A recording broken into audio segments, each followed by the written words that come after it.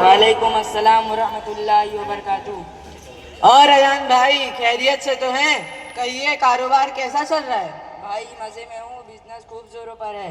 بات یہ ہے کہ میں نے اپنے بزنس کو ترقی دینے کے لیے 50 لاکھ روپیہ بینک سے لون لیا ہے۔ ہر ماہ سود بھرنا پڑتا ہے، مگر کوئی بات نہیں، آمدنی اتنی ہے کہ اس کے سامنے سود کی رقم معمولی ہے۔ اسی سال ہم میاں بیوی نے آج کا فارم بھی بھر دیا ہے۔ دعا کرو نمبر آ جائے اور بیت اللہ کی زیارت نصیب ہو جائے۔ آپ اپنی بھی تو کچھ سنائیے۔ ویسے تو میں بھی مزے میں ہوں، مگر کچھ پریشانیاں چل رہی تھی۔ ندی سے اپنے کھیت تک مجھے پائپ لائن ڈالنا تھا، مگر میرے پاس پائپ لائن ڈالنے کے لیے 2 لاکھ روپے نہیں تھے۔ بھلا ہو شہنواز صاحب کا کہ انہوں نے مجھے 2 لاکھ روپے 10 روپے سینکڑا ماہانہ کے حساب سے قرض دے دیا۔ میرا کام بن گیا، پائپ لائن ڈال دی اور کھیتوں میں بھی کپاس اور گنا لگا دیا ہوں۔ کپاس میں پھول آ گئے ہیں اور گنا بھی کمر تک اگا ہے۔ دعا کرو اس فصل کو اللہ آفت و بلا سے بچائے اور میں بھی اپنے بچوں کے شادی بیاہ سے فارغ ہو کر عمرہ کراؤں اور زندگانی کا مزہ آ جائے۔ ارے او ڈاکٹر صاحب، آپ تو بڑے خاموش نظر آ رہے ہیں، آپ بھی تو مزے میں ہیں۔ ماشاءاللہ کیا لاٹری لگ گئی ہے۔ ہاں بھائی میں خوش ہوں، ہر ماہ 50,000 روپے تنخواہ ملتی ہے، اس میں گھر کے اخراجات پورے ہو جاتے ہیں اور کچھ بچ بھی آتے ہیں۔ تمہاری بھابھی کی دیرینہ خواہش تھی کہ گھر میں ایک کار ضرور ہونی چاہیے تاکہ عزیز و اقارب کی خوشی اور غم میں شرکت حاصل کر سکے اور چھٹیوں میں گھومنے پھرنے کے کام آئے۔ ایک دن میں نے اخبار میں بینک کے اشتہار پڑھے، اس میں بہت کم سود پر من پسند گاڑی لے سکتے ہیں۔ پھر کیا تھا، میں بینک گیا اور بینک کے ضروری کاغذات کی خانہ پوری کے بعد پچھلی ماہ کی 15 تاریخ کو ہی شو روم سے بالکل نئی گاڑی اٹھا لی۔ بھلا ہو بینک والوں کا، ورنہ ہم کار لینے سے رہ جاتے، پرانی کھٹارا بھی نہیں لے پاتے۔ اور بھائی شوکت، آپ کیسے ہو؟ آج کل بہت مصروف رہتے ہو، کوئی قارون کا خزانہ ہاتھ لگ گیا ہے؟ اپنا کیا پوچھنا، چاروں انگلیاں گھی میں، سر کڑھائی میں ہے۔ آج کل پیسہ کمانا کتنا آسان ہو گیا ہے، کرنا کچھ نہیں، 1000 روپیہ دے گا کمپنی کا ممبر بن گیا اور اپنے 10 ممبر بنا لیے اور ان 10 ممبروں نے اپنے 10 ممبر بنا لیے۔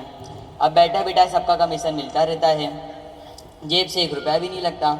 جتنے ممبر بڑھیں گے اتنا کمیشن بڑھے گا، آگے فائدہ ہی فائدہ۔ ہاں سنو، اگر آپ لوگوں میں سے کسی کو ممبر بننا ہو تو بولو، بعد میں مت بولنا کہ معلوم نہیں تھا، اپن نے اپنا فرض پورا کر دیا۔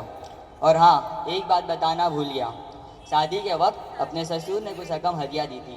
میں نے سوچا کہ ان کو گھر میں رکھ کے کیا فائدہ، کوئی ادھار مانگنے آ جائے گا، تو میں نے ان پیسوں کو 5 سال کے لیے فکس ڈپوزٹ کر دیا۔ 5 سال بعد ڈبل ہو گئے تو ان کو واپس 5 سال کے لیے رکھ دیا۔ 5 سال بعد 1 کے 4 لاکھ ہو گئے، 4 لاکھ ہونے کے بعد ان کو واپس 5 سال کے لیے رکھ دیا۔ 5 سال بعد 4 کے 8 ہو گئے، 8 لاکھ ہونے کے بعد ان کو واپس 5 سال کے لیے رکھ دیا۔ اب تو 16 لاکھ ہو جائیں گے، ہے نا بھائی لوگ؟ بھائیوں معاف کرنا، میں نے آپ لوگوں کی تمام باتیں سنی، بہت افسوس ہوا کہ ہم لوگ مسلمان ہوتے ہوئے بھی سود جیسے حرام کاموں میں مبتلا ہیں۔ اس لیے اللہ تعالیٰ نے ہمیں سود، جوئے، سٹے اور ہر غلط طریقے سے مال کمانے اور کھانے سے منع فرمایا ہے۔ مفتی صاحب، آپ نے کیسے کہہ دیا کہ تجارت کو ترقی دینے اور کاشتکاری میں جدید کاری کرنے کے لیے سودی قرض لینا، اسی طرح گاڑی لون پر لینا اور ملٹی لیول کمپنی کا ممبر بننا یا بنانا، یہ سب ناجائز اور حرام ہے کیا؟ آپ قرآن و حدیث سے اس کا ثبوت دیں گے؟ اللہ تعالیٰ کا بے پناہ فضل و احسان ہے، ہم اور آپ سب مسلمان ہیں، اور حقیقی معنوں میں مسلمان وہ ہوتا ہے جو اللہ کے حکموں کا پابند ہو، رسول صلی اللہ علیہ وسلم کی اتباع کرنے والا ہو۔ اس لیے ہر مسلمان پر لازم ہے کہ کوئی بھی کام کرنے سے پہلے وہ یہ جان لے کہ اس میں میرے اللہ اور میرے رسول کیا کہتے ہیں۔ سود کے بارے میں اللہ کا فرمان ہے، احل اللہ البیع وحرم الربا، یعنی اللہ تعالیٰ نے خرید و فروخت کو حلال کیا اور سود کو حرام قرار دیا۔ اب آئیے پیارے رسول صلی اللہ علیہ وسلم کے فرمان کو بھی سن لیجئے۔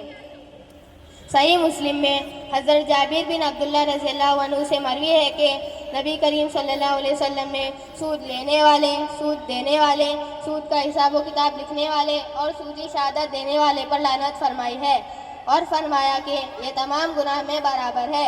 एक दूसरी हदीस में है कि हज़रत अब्दुल्ला बिन सलाम रज़ियल्लाहु अन्हु से मरवी है कि नबी करीम सल्लल्लाहु अलैहि वसल्लम ने इरशाद फरमाया, सूद का एक दिरहम जिसको आदमी हासिल करे वो इस्लाम में अल्लाह ताला के नज़दीक 33 मरतबा ज़िना करने से भी ज़्यादा बड़ा गुनाह है। इतनी सारी सख्त वईदें किसी और गुनाह के लिए नहीं आई है। सूदी कारोबार के जो नुकसानात हैं वो भी सुन ले।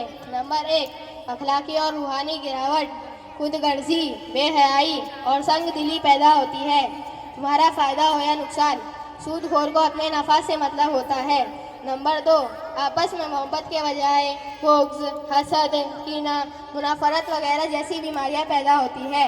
नंबर 3, सूदखोर को अपने नफ़ा से मतलब है और जब कभी ये अंदेशा लाहिक हुआ कि कारोबार मंदी का शिकार होने जा रहा है तो सबसे पहले वो अपना रुपया खींचने की फ़िक्र करता है, जिससे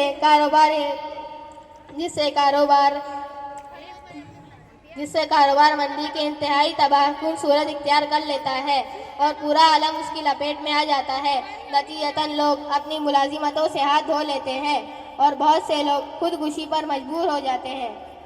मुफ्ती साहब, आपने कुरान और हदीस और अक़ल की रोशनी में सूद की हुर्मत को बड़े अच्छे अंदाज में वाज़ेह कर दिया, लेकिन सवाल यह है कि एक मुसलमान किस तरह अपने दामन को सूदी लेन देन से बचा सकता है जबकि पूरी दुनिया सूदी लेन देन में मुलव्विस है। हाँ, बिल्कुल सूद से बचने के तरीके मौजूद हैं, मगर मसला ये है कि जो लोग सूदी कारोबार में हैं इन तरीकों को राइज होने से रोकते हैं।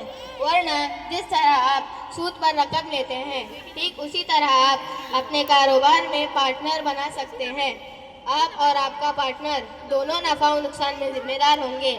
इसी तरह अगर आपको गाड़ी खरीदना है और आपके पास गाड़ी खरीदने के लिए पैसे नहीं हैं तो जिसके पास पैसे हैं वो आपको गाड़ी खरीद कर नफ़ा के साथ उधार बेच दे और आप रकम को धीरे धीरे अदा करते रहें। आप चाहें तो ये रकम गाड़ी के किराए की शक्ल में तय कर लें। बहरहाल हर जगह सूदी कारोबार से बचने के तरीके मौजूद हैं। ये चंद सूरतें मैंने बयान की हैं और जहाँ भी ज़रूरत हो उलमा से पूछ लें। मुफ्ती साहब, आपकी बात कुछ समझ में आ रही है, लेकिन मुकम्मल तसल्ली व तशफ़ी नहीं हुई है। देखो भाइयों, आप लोग मुझसे मस्जिद में असर की नमाज के बाद मुलाकात करना, यहाँ चाय की दुकान पर लंबी बात करना मुनासिब नहीं। क्यों नहीं, इंशाअल्लाह ज़रूर मुलाकात होगी। हम लोग आपके शुक्रगुजार हैं कि आपने हमको इतनी कीमती बात बताई। अल्लाह आपको जज़ाए खैर दे। अरे भाई, इसमें शुक्रिया की क्या बात है। हमारे कहने या सुनने से अगर कोई शख्स राह रास्त पर आ जाए तो इससे बड़ी खुशी की क्या बात होगी। अल्लाह ताला हम सबको शरीयत और सुन्नत के मुताबिक ज़िंदगी बसर करने की तौफीक अता फरमाए और सूद जैसी लानत से पूरी उम्मत मुस्लिमा की हिफाजत फरमाए। आमीन।